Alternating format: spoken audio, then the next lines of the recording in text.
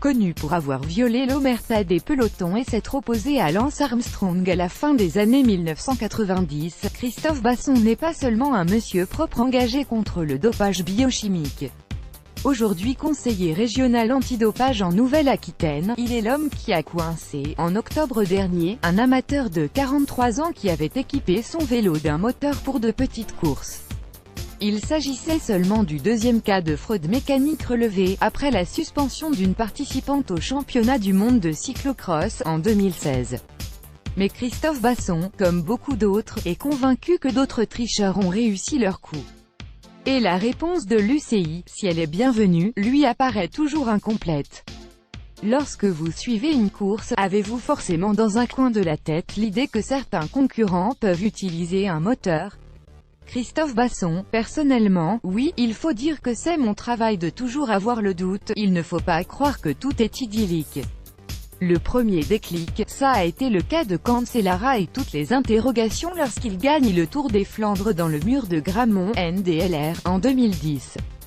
Mais je ne pensais pas que ça me concernerait au niveau amateur. Aujourd'hui, je pars surtout de l'idée qu'il peut y avoir un moteur n'importe où. On en a déjà trouvé, donc on ne peut pas dire que ce n'est pas possible. Un vélo à moteur Getty Images. L'UCI s'est-elle véritablement emparée de ce dossier? Ils s'en sont saisis, oui, puisqu'il y a des propositions. Là où il faut s'interroger, c'est sur les raisons qui les ont poussés à agir. Est-ce qu'ils ont envie de mettre des moyens pour lutter contre les fraudes? J'ose espérer que c'est ça.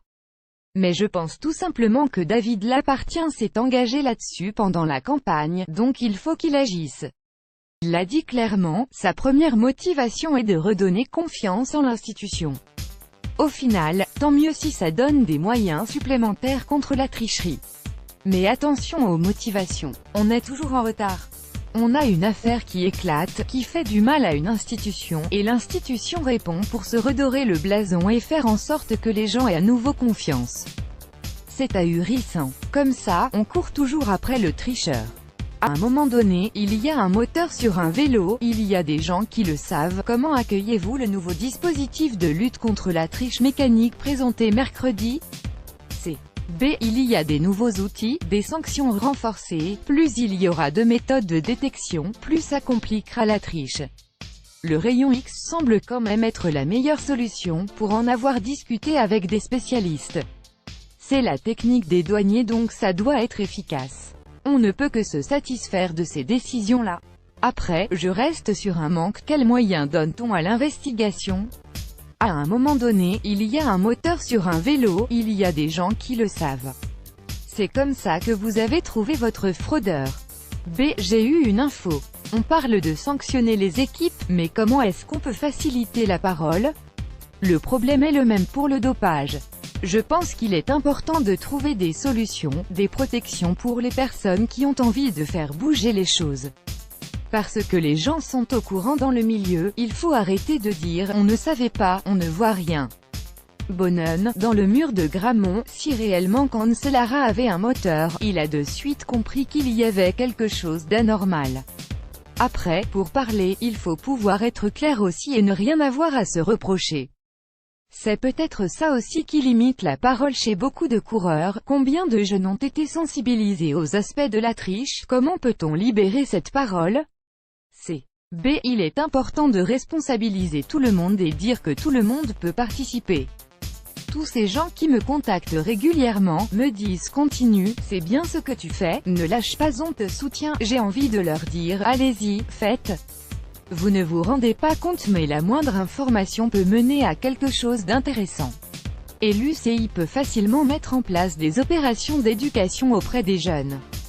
Allez voir dans tous les clubs combien de jeunes ont été sensibilisés aux aspects de la triche. Faire passer l'idée de faire du vélo pour progresser et se faire plaisir plutôt que d'être dans la compétition et battre les autres à tout prix, malheureusement ce n'est pas fait. Comment vous voulez qu'à l'arrivée, dans 10 ans, ces mêmes jeunes n'aient pas envie de tricher pour gagner des millions? Une répression ne vaut pas sans prévention. Deux juges d'instruction français enquêtent, selon les informations du Canard enchaîné, sur un éventuel « pacte de corruption » qui aurait couvert des tricheurs. B. C'est possible. On l'a vu dans le dopage, donc pourquoi pas pour de la fraude technologique. Dans le code du sport, la fraude sportive couvre le cas de personnes qui s'entendent pour modifier le résultat d'une course, mais la condition pour attaquer via cet article, c'est qu'il y ait des paris sportifs sur ces courses.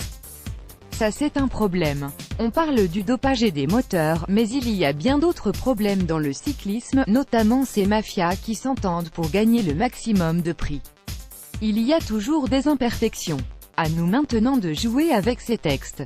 Un vélo passé au rayon X de Lucie Getty Images.